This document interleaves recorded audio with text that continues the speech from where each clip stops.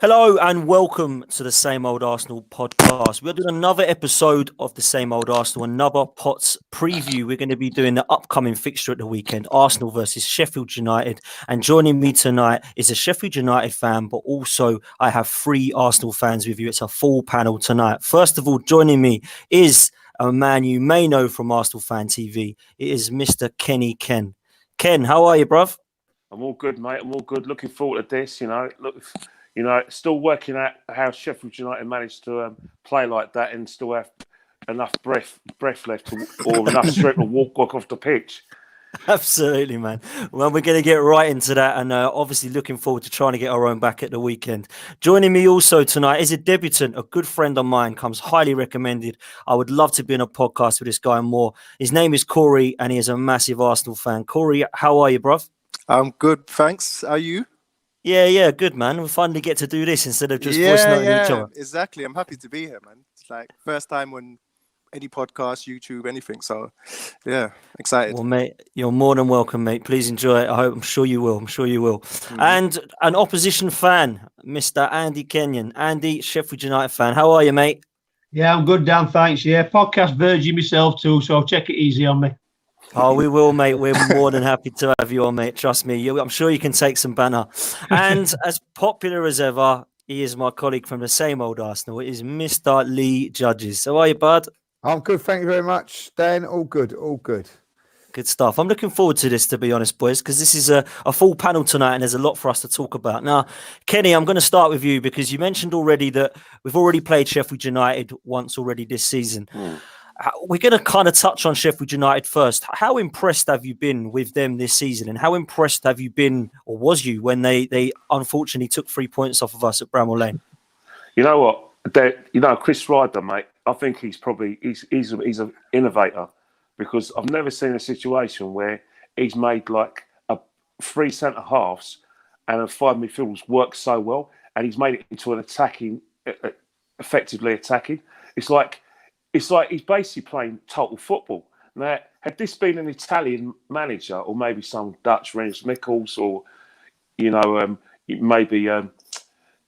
other great managers like Capello and everyone, people will be saying, what a genius. But this guy basically played like that when he first got the job in 2016. He played like that in when they got promoted in the 18-19 season. And he's still brought in this Premiership. And the most unique thing is, he's hardly changed the team. The goalkeeper's still the same. The three centre halves are still the same. The wing back's still the same. McGoldrick's still playing. So basically, he's got 8 of those same players playing that same system. And get it right, they deserve to be where they are. I mean, a centre half overlapping and being the one who's actually creating chances. I've never seen it before in my life. Or you get a situation where you get McGoldrick, he's holding the ball up. It's not Mousse running past him. It could be anyone that's sent off. And the worst thing about it, they're playing the ball on the floor. They're not hitting the long ball. That's the thing. I mean, when I just watched them run, Dave Bassett, when they had players, like they're ex-Wimbledon players, it was like long ball. It was horrible to watch and they're playing it. But this is shake his hand, mate. I shake their hand, mate. They're an excellent side, and I think that. I must admit, getting a result. Yeah, and I think so. Lee, coming to you, Lee, does it prove that it doesn't really? You don't have to have world-class players. If you can coach a team, it doesn't really matter who you have in that side as long as they're well drilled. And that's what Chris Wilder's done for me, Lee, is he's brought them into the Premier League and he's kept with his side. He's given them. He says, "Look, you've got promoted. You all deserve a shot," and they've really impressed me. What about you? Yeah, first things first. When's Kenny moving up to Yorkshire? You know what I mean? Oh dear, they're all right, but come on, Lee, we're old men, right? And I've been watching football my life. I've never seen someone play with a back three that effective. Play it on the floor. It's beautiful to watch. Well, as you know, I'm a big Yorkshire fan, cricket-wise, so I quite like it. I quite like the Yorkshire sides, So, but no, on a serious point, I've got to tip me out to them. When I went up there on that Monday night, the most thing that I was impressed with was how organised they were. They knew exactly what they were doing. You could see that what it was that I see one team being coached and the other team just coming off the cuff. And unfortunately, it was Arsenal off the cuff, you know, and this team knew exactly, they were well drilled, well marshalled.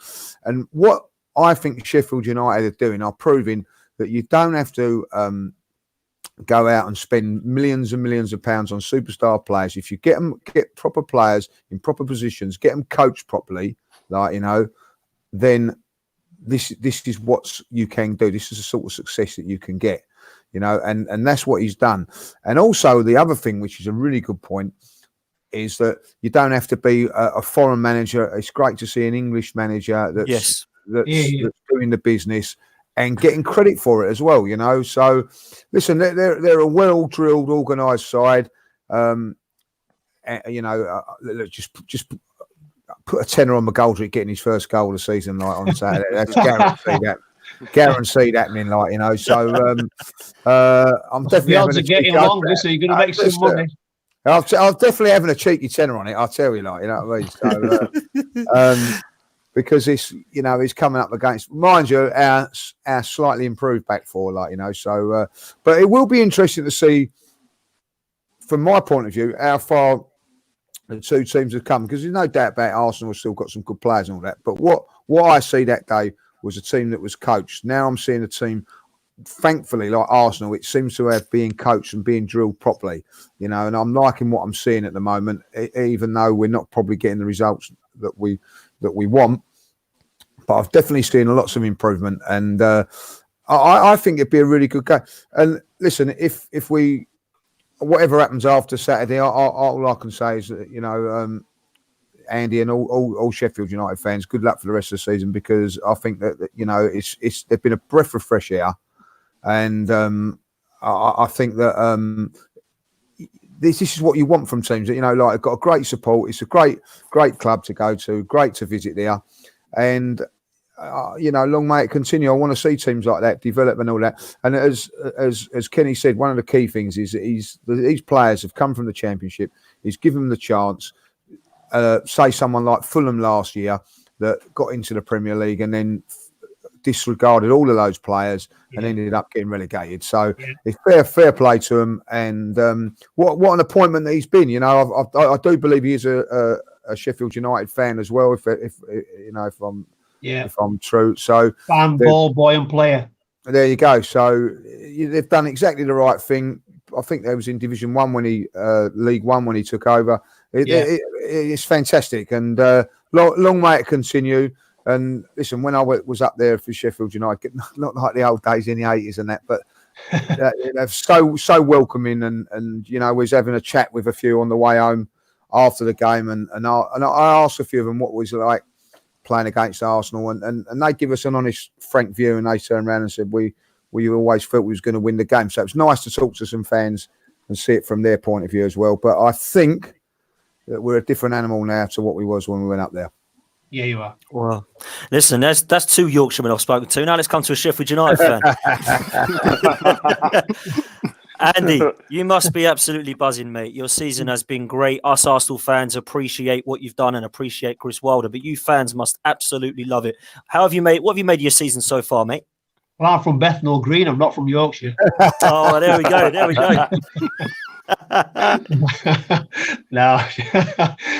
it's more than we could have dreamt of, and we just want to keep that dream going now, keep it alive. Some of the things you've said, absolutely spot on. We're still waiting for some of the pundits to get on board.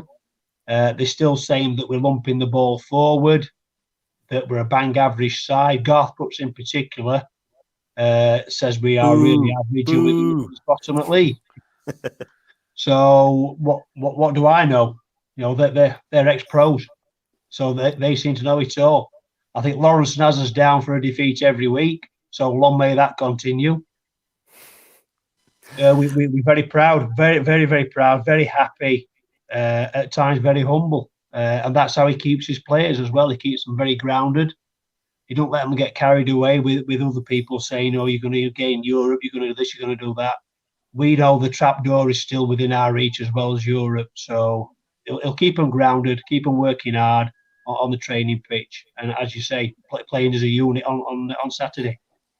When you did go up, Andy, obviously you must have been ecstatic. But when you do go up as a championship side, do you believe, let's keep this squad together, or do you want to see yourself like do what Fulham did last year and start going mental in the transfer window, completely transform your side? Were you quite happy as a fan base that you kept to one or two players just to help you strengthen what was already a good side? Yeah, we couldn't have just managed with what we got.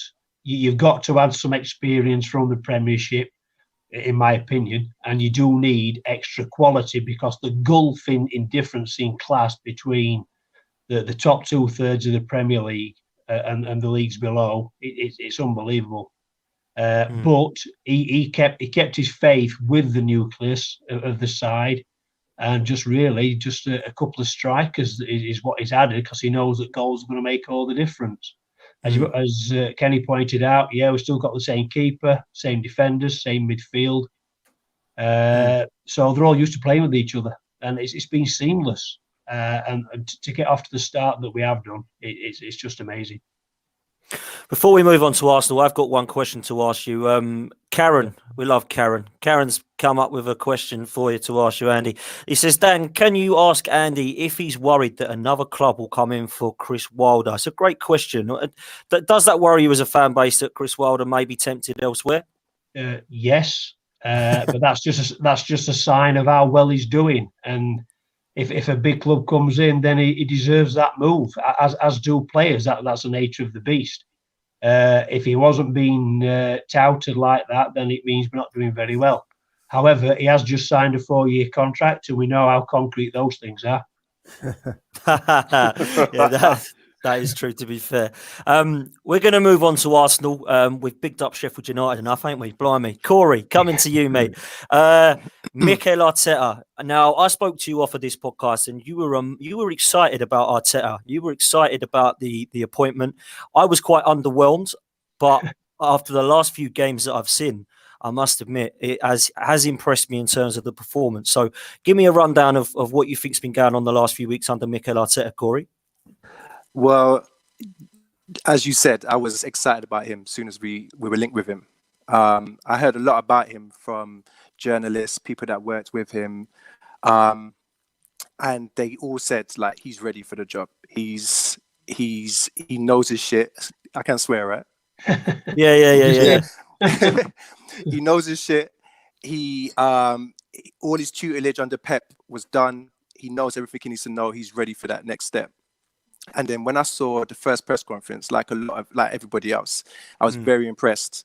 He articulated himself so well. He seemed to identify all the problems at Arsenal straight away, and he was able to relay what needed to be done from the offset. And since then, he's done exactly what I thought he would do, which is get the spirit up, go back to basics in terms of how to play football, how to dominate a game again. And the defensively, he's not so much sorted out the back line, but he's been able to get us pressing from the front so that the back line doesn't take as much pressure. He's got Torreira playing in the right position. He's got the whole midfield. Xhaka looks like a different player. He's got the young players coming in, playing well. Everything that I wanted him to do, he's doing it. But everyone knows that it's going to be a process. It's going to take a little while for him to implement everything that he wants to. But considering the time that he's had, I think he's done extremely well, and I'm very excited for what he's going to do for the rest of this season, and for the rest of his contracts. Listen, and I have to agree. I mean, it has been exciting. It has been great to see from how we kind of hit rock bottom under Unai Emery, and I think he's installed a lot of confidence. One player I do want to mention, Kenny, I'll come back to you on this one, is Ainsley Maitland-Niles. Now, this was a player for me that I just thought was playing completely out of position. Didn't really see that he was a right back. For me, when he did play in midfield, it wasn't really convincing me either. But since Arteta's come in, I think he's been one of our most consistent players. And I think they emptied his pockets out at the weekend and Zaha fell out of it because, trust me, he didn't get a sniff, did he? I think the thing with Ainsley-Niles, I think a lot of people forget that it was Arsene played him at left back, towards the end of his career. But Unai Emery did give him his head. But I think the problem with what happened under Unai Emery is that he wasn't getting the protection, like a right back should be getting. And what was happening is he was playing from the cracks. He was having to learn the game. But I think the reason why you're seeing the best of 1889 is because, especially against the Man United game against Man and Crystal Palace, is that what Arteta does really well is that he always sort of does the overload, i.e., he doubles up on the attacking wingers. Like against Man United, what he did, because remember when they played Man City, Man United destroyed them on both the flanks. So what Arteta's done is that he's played, like I said, Aubameyang on the sort of left hand side and the right hand side. He's got Pepe, and what it does then, it gives like Ainsley Maitland-Niles a bit of protection, and then what will happen as well from an attacking point of view as well, he can join in. So I think that's what's helped his game as well. Is that, and it's not just Ainsley Maitland-Niles. It's like David Luiz is flourishing as well. So's Socrates. Defenders always look $1 million when they got protection from what's in front of them. Yeah. And you know what I mean? And I think that's what we did really well against Crystal Palace, is that we doubled up, gave Sahar nothing, and then what will happen is that because Crystal Palace didn't have Mihajlovic, we cut off the supply, and that's why Ainsley Maitland-Niles is probably playing well as well. And you know what Arteta's doing? He's one of those managers. I mean, they must be having sponsored cuddles, isn't it? Everyone's getting a cuddle, isn't it? I mean, even the naughty boys are getting sweets, and I think that's the best way, I suppose, to approach the management, is to get people on side. It's encouraging, you know what I mean? Because at the end of the day, you still got to get results. But in terms of best way to help your defence, give them protection, and then once you give the guy protection on a training ground, then you work on the art of defending. And I suppose that's where, hopefully, we can get a proper coach. Maybe Round could teach him that, because I know Round's got a very good reputation. And I think he'll have an input, moving forward. Yeah, mate, absolutely. I think it's great. I think it's great points indeed. Lee, moving on to the game at the weekend, because it is going to be tough. We know what we've got up against in terms of Sheffield United. What do you see team news-wise? Do you think Arteta's going to change much from the Palace game, or do you think it's going to be a similar lineup? Before we do that, put that one up about the light valve. Have you seen that one? Put that one up. What is it? No. Who said it? Is it? Yeah, you know what I mean.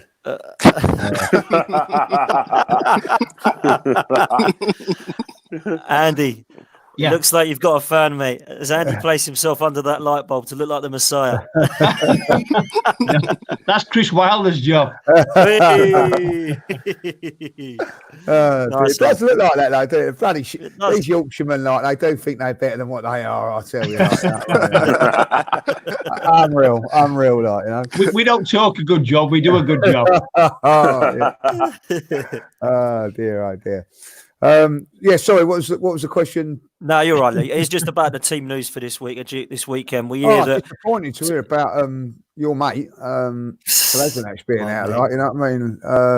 I think that's going to be a big blow. He's been absolutely superb the last couple of games. So, an injury in training. So that tells me one thing, that they're going 100% in training, working really, really hard. So that but on the downside is that we've lost him on that. But do you know what? I think at home maybe not so bad, because Saka will come in there and do a good job. I think he's done really well in the last few games. He was unlucky to be left out, if I'll be honest. So another opportunity for him.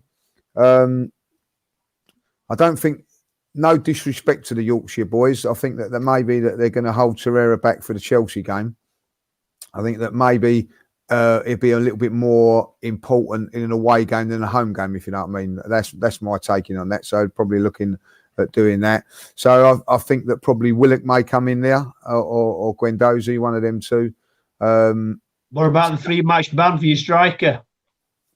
Yeah, well, obviously, like we've not got Aubameyang, which is a big blow. Again, a little bit of a worry, particularly again for this game. I think the firepower is what we need. Yeah. away from Just home, on that, Lee Farrell's obviously put the question. I might as well say it to you, since we've brought it up now about Martinelli up front instead of Lacazette. Who would you play? What would you do with the front three now that Aubameyang's out for the next 3 games? Oh, just Martinelli for Aubameyang. Simple as that. You know, Martinelli comes in in the wide left, and you keep it. It is. He has been poor. I thought he was very, very poor against Crystal Palace. I have to say, a hold-up play, but he is working hard. He is contributing in that way. So I would still go with Lacazette.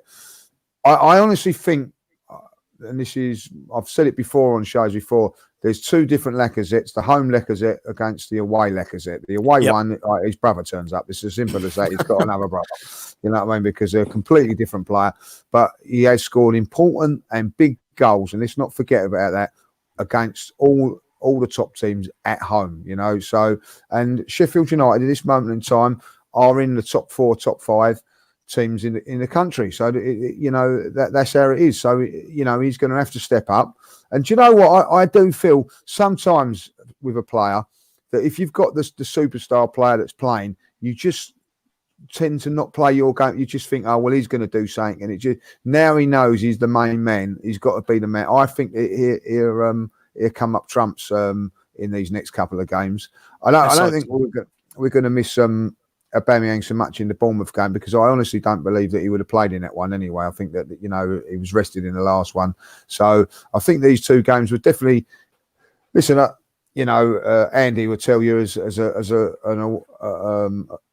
opposition fan that, you know, you want.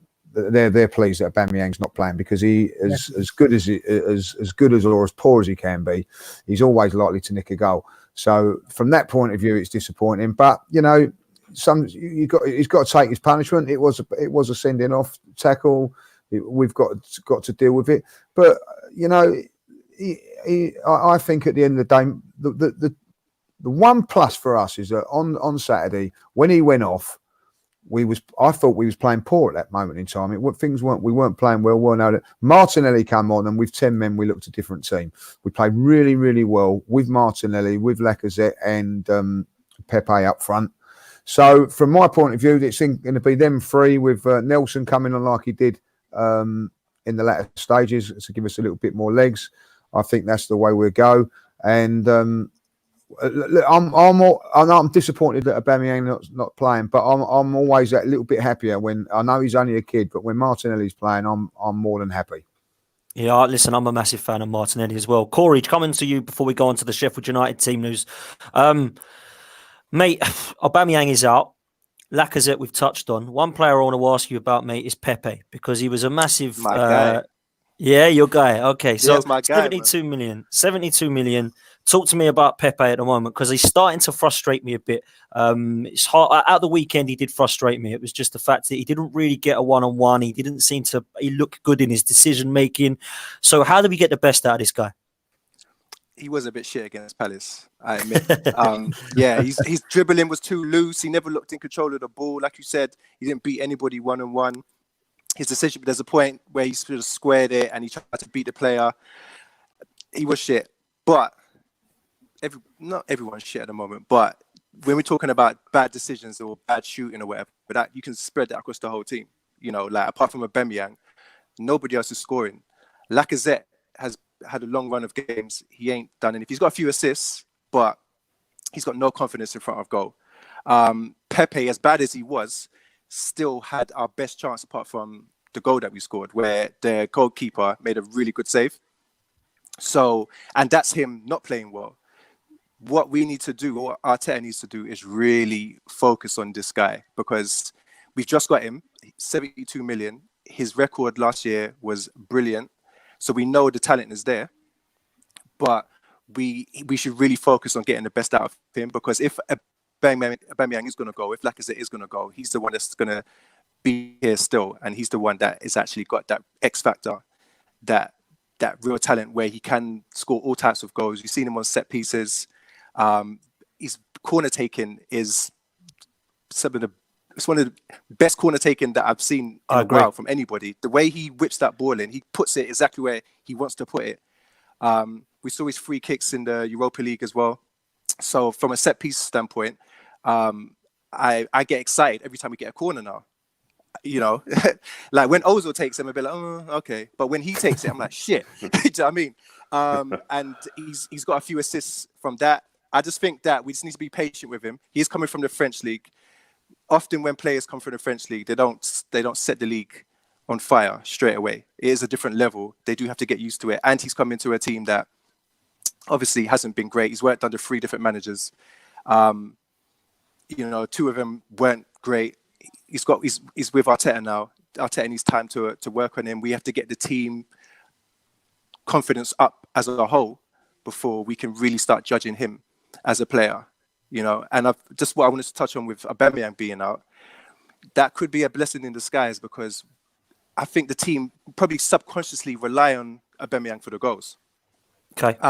Then nobody's taken on that responsibility themselves. You know, I still think that as much as like Laka's confidence is down, I still think he's probably thinking, well, you know, my guy's here, Aubameyang's here, so you know, he's the one that we're kind of expecting to score.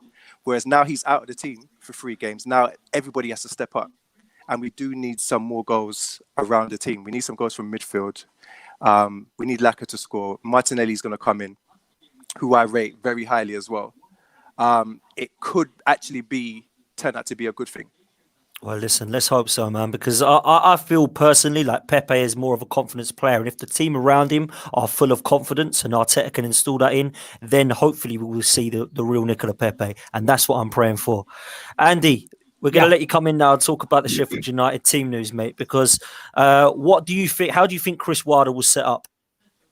Exactly the same. The only changes he'll make are up front, if at all.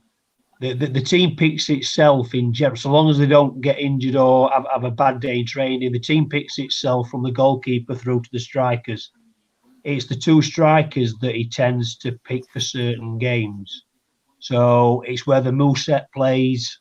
If Mousset plays, McBurney doesn't play. And that's the thing. No one knows. I don't know what his thoughts will be. It might just be who trains better on Friday.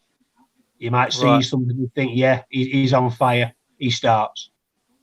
I don't think he thinks he needs a certain 2 to play against Arsenal. It's a matter of who tries the hardest in training, who's looking sharpest in training. They'll get the shirt.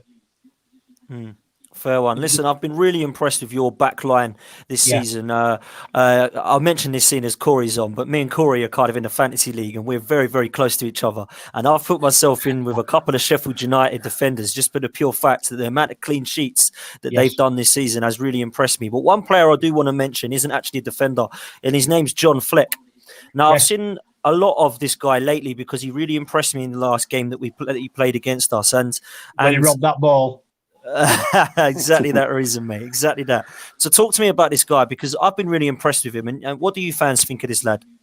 Oh, we didn't pay 72 million, that is for sure. It was a free transfer from Coventry. And he was comfortable in the first division. He was comfortable in the Championship, and he's more than comfortable in the Premier League. He's finally been recognised by his country as well. So long may it continue. He's having a cracking season. He's got a great attitude, great engine, and he does know where the goal is when he's prepared to have a go. It's a great story, absolutely. So Andy, who do you think is the danger men as far as Sheffield United are concerned? Like who do the fans look and think, oh, I know Aubameyang's out, but who else is there that could cause Sheffield United problems, do you think, at the weekend? I don't think he gets a recognition myself from United fans when it comes to picking player of the day. Ollie Norwood. Okay. Ollie Norwood, he's the one. He pulls the strings in midfield. He decides whether he's passing left, right, long, short, back, sideways, and they're always virtually perfect passes. It can take players out. It can do a team splitting pass, or it can do a short one and get the game going again. He's a cracking little player. So yeah, for me, he's the danger man. The strikers, they really got to be on form, because that is what's letting us down. But we've only paid 20 million. Our most expensive striker is 20 million. Yeah. Yeah, this is true. This is true. And if you had to pick an Arsenal player that you thought was going to cause you some problems at the weekend, Aubameyang's out. Who else is there? Well, I'm going to stick with him. Can I stick with him? Yeah. Say Pepe. No, I know you said a few things about Lacazette. I mean, I thought Lacazette were going to score against us at Bramall Lane. He is a good player. He does know where goal is. Okay, fair one. Lee, what do you make of the Sheffield United side in terms of danger men? Is there anyone you look at and think, oh, we've got to keep him quiet? Or is it just more about the team effort from them? I think there's a lot to do with the team. I think there is. They're not. I don't think Probably Andy will tell you more. They're not going to free scoring side. You know what I mean? It's like a constructive set on a style of play. But as I say, McGoldrick, he's going to score sooner or later. He should have scored in North London in last time. It was a stud away from doing it. And listen, he doesn't score goals, but what he does is very important to the team setup. And the manager keeps playing him, and he works really, really hard. And with that, always comes reward. So it's going to happen sooner or later, but hopefully it won't happen at the Emirates. But I do think that he is a danger. The Scottish boy Fleck in midfield, I thought he was fantastic against us as well.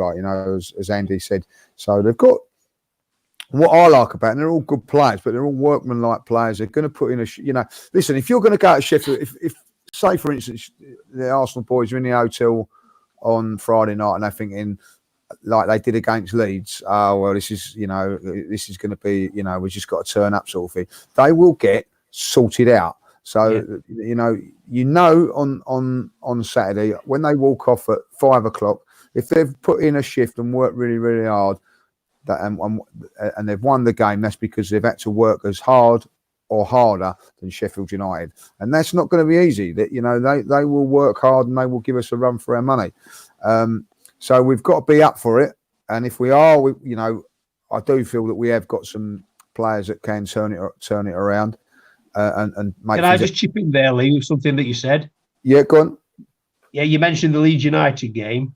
Yeah, I was asked if there was any one player that I thought would do a job on us or whatever.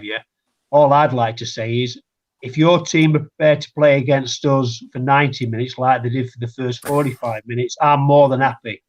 Yeah, but exactly. If the team that turned up for the second half, then I think we're in for a tough game. Yeah, exactly. That's the fantastic. That's what I'm saying, and we're going to have to be on our mettle.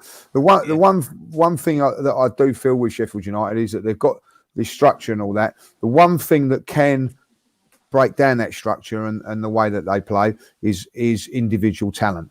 And Arsenal have got a lot of individual talent. Yeah, I have to agree. Kenny Ken, one player that I do think could cause some problems for Arsenal is Moussa up top, because he did score against us last time and he can be dangerous. But have you seen enough in the last few games, Ken, that has kind of instilled some confidence in you with David Luiz and Socrates? Because they have kind of stepped it up a little bit. I think, definitely set it up. It's, as I said before, it's just protection. Generally what we're doing is we're pressing and we're giving teams no space whatsoever to get in behind us. And like what's happening is that it's in midfield as well. Like between the midfields, I always talk about that invisible space where basically you're trying to dominate a little space. If the team that dominates that space between 90 minutes tends to win the football match. And I mean, under Unai Emery and as well as Freddie, we weren't dominating spaces. I mean, Brighton came over and turned us over. Southampton turned us over. Spurs in the first half absolutely murdered us. And I think what Arteta's doing very well is that he's getting us to dominate that time of space in terms of like territory, and that makes us kind of difficult to beat. Against Sheffield United, I will say, is that I do worry sometimes about our inability to our cutting edge, because we're not. Even though Arteta's, he's changed things in terms of made us more, press as a team we know how to ball or attacking numbers. We still haven't got that cutting edge up front, and that's what worries me. Because you look at Liverpool when they play Sheffield United, they blitzed them, they matched them physically, which Sheffield United weren't used to, because they remember they got a very good away record. They only defeats at Liverpool and Man City. And what Liverpool did is that when they got the chance, put the chance away and got Sheffield United on the back foot. Yeah, I'm not sure. I think I'm not sure we're capable of doing that over 90 minutes, and that does concern me because even though people are talking about our improved physicality, we're meeting a team that's very, very physical, and they're against Man City at the Etihad. They were the better side.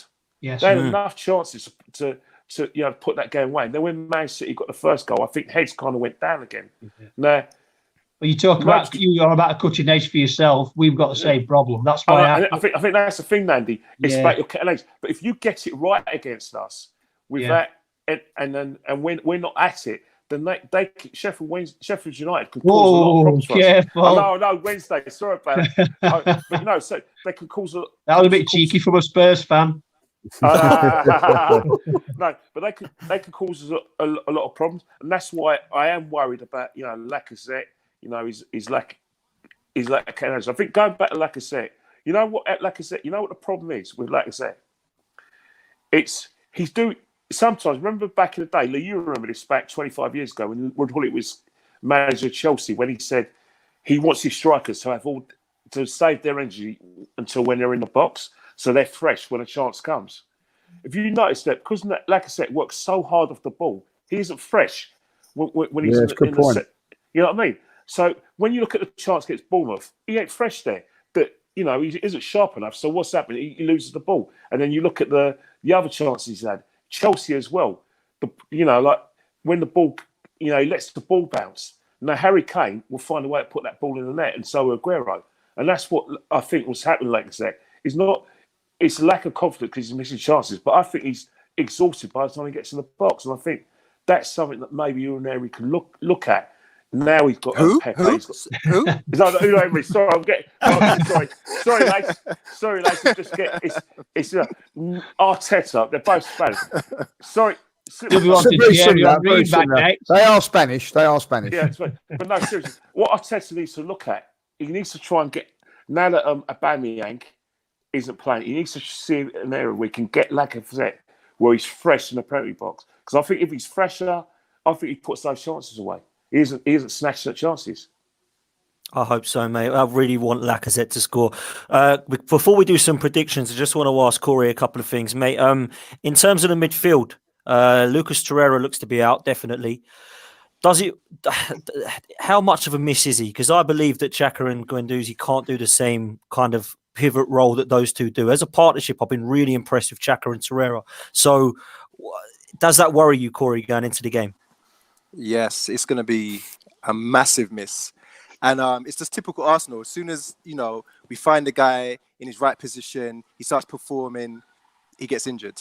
But from what Arteta said, this doesn't sound like it's too bad. He has been training, but this match might be a bit too soon. So I would probably think it's going to be Guendouzi and Xhaka, who I've never really liked together. I don't think it's a great partnership. But it's going to have to do. Guendouzi, I think, can do what Torreira does, but he just needs to be a bit more disciplined in, because he likes to be involved in everything. He wants to collect it from defense. He wants to be up there as well, supplying it to the strikers, and then that could obviously he's out of position a lot of the time.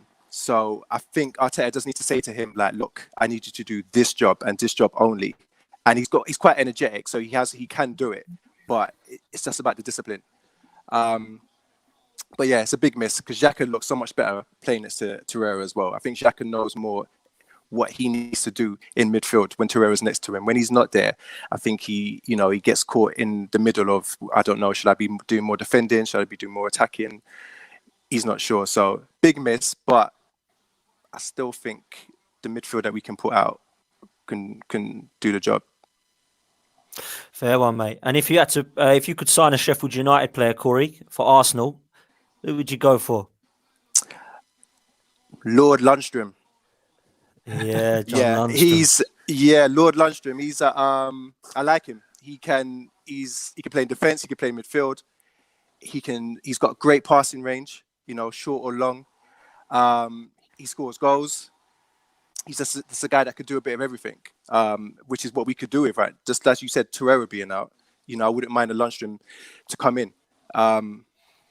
So yeah, I think Lundstrom. Careful what you wish for. I think it was Lee mentioned about Lacazette having a brother. Well, we think that this must be Lundstrom's twin brother because last season he didn't even get a game in the Championship. We sent him out on loan. Wow. And then in pre-season, he showed something, and Wilder put him in, and he's not looked back. Blimey. So that's another player, though, isn't it? Another player Yeah. who's just had the confidence to come up and prove it. Give it a And go. if you could sign any Arsenal player that you wanted, who would you go for? Well, we have Brian Marwood.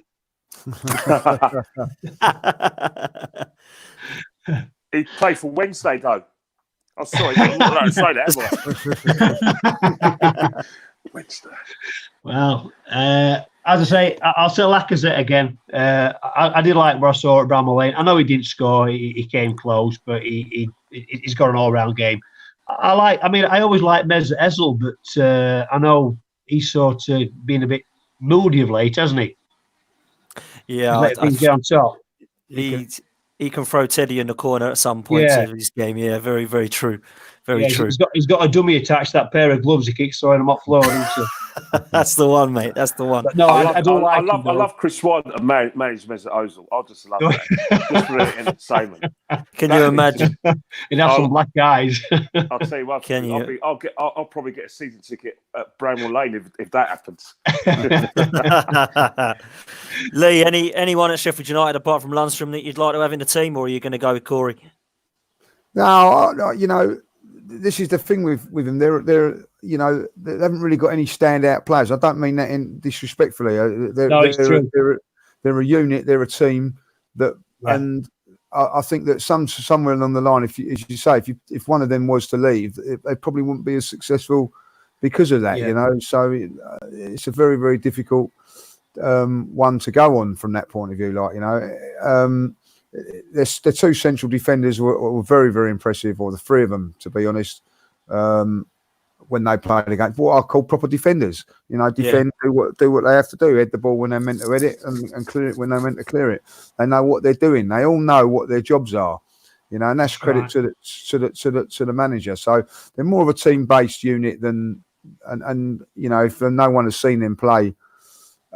You'll see that on Saturday, because I was more than impressed with them when I see them up there, for that reason. Yeah, no, if you've got one superstar in your side, if you lose or sell that superstar, you go out and buy another one. But when you're relying on team ethic and team bonding and understanding, then it's 11 players. Yeah. Yeah, no, I have to agree. Ken, going to come to a prediction for you for the weekend, mate. What are you going to go for, bruv? I'm going to go for 1-1. Both teams for me struggle to have that cutting edge. Yeah. Sheffield, if we don't play Torreira in midfield, who's won me over now, I can't see us dominating the midfield with Guendouzi and Xhaka. I just can't see it working, because I do worry about Xhaka not getting the protection that he gets from Torreira, and I do worry about Guendouzi's love of an adventure. It's just like he's in a playground when he plays. Sometimes he's a very good player, and he's actually got a heart of a lion. And when we were struggling with Unai Emery, he was probably the one player who was lifting us. He's only 20 years old, but unfortunately he needs a bit. There's a lot of chaos to his game, and I think the way Arteta's playing, I don't think there's going to be room for his kind of chaos. And I think Sheffield United will probably benefit from that sort of chaos, especially the way their players seem to be playing out of position. You know what I mean? Like centre half's a centre forward. The left centre half is a left winger, i.e. that O'Connell, and then you've got I don't know where Basham wants to play, but it's going to be very difficult. And I think if we take Sheffield United lightly, we're going to be in for a shock. You know what I mean? And I think they're fully confident of getting the victory there, because they're going to look at the team. If they look at the team sheet and they see certain players missing, I think they're going to think, you know what, Wilder's going to say, let's go on the front foot against these guys. I think we're going to beat them. I genuinely believe that. It's the only way Wilder knows, Ken. It's front foot. Yeah, and that's the thing. And then what he does is they go about a couple of goals in front, or goal in front. And what they'll do is they'll be like they'll actually be the back five that they were when we So Lost don't some worry of their about grads. that. I think he knows he's in for a game, and he'll get your boys up for it. Yeah. Unfortunately, Andy, what prediction are you going for? Do you agree with Ken, or are you going to go for a different score? It's frozen. Are you there, mate? Can you hear me? Okay, we'll come back to you, man. If you can't hear us, There. can you hear us, Andy? Oh, I can now, mate. Yeah. All right, mate. I think we just lost you for a couple of minutes. I was just going on about a score prediction. Do you agree with Ken, or are you going to go for a different score? No, but I've already filled out my soccer 6, and I've put 1 all, same as Ken. Okay, mate. Okay, Corey, coming to you. What do you reckon, mate? 2-0. 2-0. To Sheffield United. Listen, the last game. He meant 0-2, didn't he? No, I didn't. 2-0 to the Arsenal. Last game, I think if you guys think back, do you remember when Pepe got that chance and he chose to try and hit with his left and his right? Oh, yeah. I remember that, Yeah, so that was a great chance. I think we all agreed that had that gone in, it would have been a different game. They beat us 1-0. Football. It's all ifs and buts. I know it is, but we had some good chances. We had some good chances in that game, and that's, we weren't really saying much at that point. This time, like I said, with Aubameyang out, I think a lot of the other guys are going to step it up, and you are going to see more of a team effort that I think will match Sheffield United's, and I think we're going to get 2, and I think we'll keep a clean sheet as well. It's optimistic, but that's my feeling. I like that, mate. I like that. I love it. I can only assume, Corey, from that prediction that you obviously know who's in charge Saturday. Say that again. I said I can only believe that by Corey's prediction of 2-0, he obviously knows who's in charge of the VAR on Saturday. Look, we've been on the bad end of some VAR decisions. What's wrong with VAR? What's wrong with VAR? All the decisions are right. Stop moaning. VAR's here to stay, mate. So we're due to be on the side of some good ones. So hopefully they can help us out. I hope so. I said on Monday, VAR was very awful refereeing. That was what VAR stands for. Oh, I like that.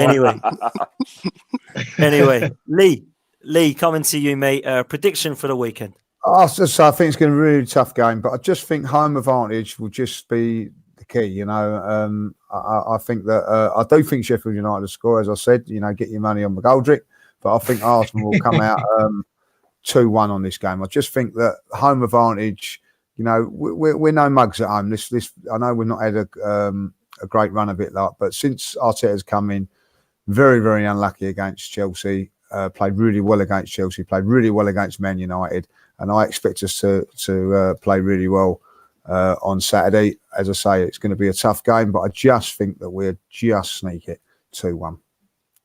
Yeah, I'm going to go 2-1 as well. I do believe we will concede a goal because that's what Arsenal seem to like to do. But I'm going to go for just to nick it 2-1. I think Martinelli, Lacazette and Pepe is going to work. So I'm really, really hoping that we see that front three. And let's go for an Arsenal win. It's got to happen. We've got to start winning sooner or later. Andy, before we do go, mate, where are you kind of hoping to finish now? You guys must be so optimistic. What are you thinking for the season? Where would you be happy to finish, mate? Anyway, top 10. And do you think you will? Yes. Okay. Listen, I hope you do. If you'd asked me that question 6 months ago, like I said, I'd have took 4 from bottom. I really would. Yeah, stepped into big boy league, but Wilder's took it by the throat, and he's going for it. He really is. Yeah. And boys, before we do head, I'll be watching him since about 1970, and I've seen Arsenal come to Bramall Lane and stuff as 5 or 6-0. Man, let's hope it's like that on Saturday. I can't see it, but that would be nice. There's one thing under Wilder, you're not going to get 5 or 6. Definitely not. And boys, before we do say bye, we're just going to go around and ask you one by one what you think realistically would be a good season for at the end of the season for us. Ken, we'll start with you. What are you hoping for at the end of this season, mate? I think we've got to take the Europa League seriously. We have all these ambitions. We talk about all these players coming to the club. We have to win the Europa League, and in order to fast track our renaissance, because without Champions League football, then this revival that we're after, it's going to be very, very hard to get players, a couple of us. And I'm talking good players. What will happen is that if we do get players, then what will happen is that we'll be asked for the 2 moves. So Europa League and the FA Cup will be a fantastic season for us. For me. Absolutely, mate. I've got to totally 100% agree with that in terms of the Europa League. I think we have to prioritise it. Corey, coming to you, just quickly, what do you reckon, mate? Yeah, I agree with Kenny. Europa League and top 8 finish, realistically, that would be. I'll take that. Fair one. Judges, any different? Nah, same as really, just as high as we can in the league. We try and get a bit of form going into next season. So we're ready. We're ready for next season to attack a top 4 in the league. And in Europa League, because by the looks of things in the transfer window, we don't look like we're going to do much business. So again, the poor transfer window for us. So we're going to have to get the players through a Champions League spot. Otherwise, I can't see us really doing a lot more. So, and the only way we're going to get that is via Europa League. So that's what we've got to prioritise on, and just build up confidence by trying to win games in the league. I agree. I totally agree with you, boys. It's been a pleasure. Andy, thank you so much for coming on, mate. I know it's never easy coming on to another fans podcast, but we do appreciate it, mate. Thank you very much. You've been great. Corey, mate, top draw, bro. Go on, Andy. Just thank you for inviting me on, but good luck in the Europa League. Bring that cup back to England. Thank you very much, mate. Thank you very much, mate. And listen, honestly, we mean this. Apart from on Saturday, all the best for the rest of the season, mate. We do mean that, mate. We do. Yeah, cheers, fellas. Been nice talking to you. Cheers, Andy. Corey, mate, thanks for coming on, bro. Always a pleasure speaking to you, mate. You can come on anytime, bro. Have you enjoyed it, mate? I really enjoyed it. Good man. I really enjoyed it. Yeah, it's been great. Good stuff. How can people follow you on social media and stuff, mate? You got Twitter or Facebook or anything, or? I do, but I'm not really on it like that. But next time I come on, I will have the whole handle there. And all that get yourself on Twitter, mate. Get yourself on Twitter. Absolutely. Kenny, top man, thanks for coming on, man. Likewise, anytime you're free, jump on, mate. It's been a pleasure.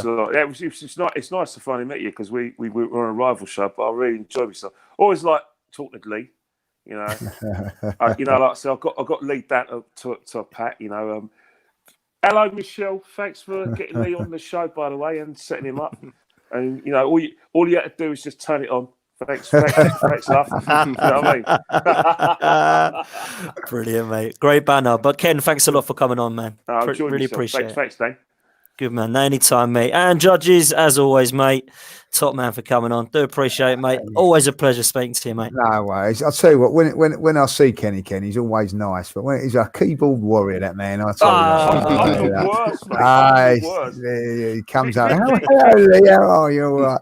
And he gives it large. Hey, thing is, right, I'm one of your bodyguards, so you can't say. Yeah, that's true. No one messes with us when Kenny's about, I tell you that. Brilliant. Boys, thanks all very much for joining us. If you do fancy staying on, then please come over to Guns and Yellow Ribbons, where I'm going to be jumping on at 8 o'clock to talk about the Arsenal Palace game. We have got a Palace fan on as well to talk about how it went for him as well. So please come over to Guns and Yellow Ribbons straight after this one and have a chat over there as well. Boys, it's been a pleasure. I hope you get 3 points. Thank you all, and we will see you next time. Good night, fellas. Go on. Come you Gunners. Come on, Arsenal. We're all blades, aren't we?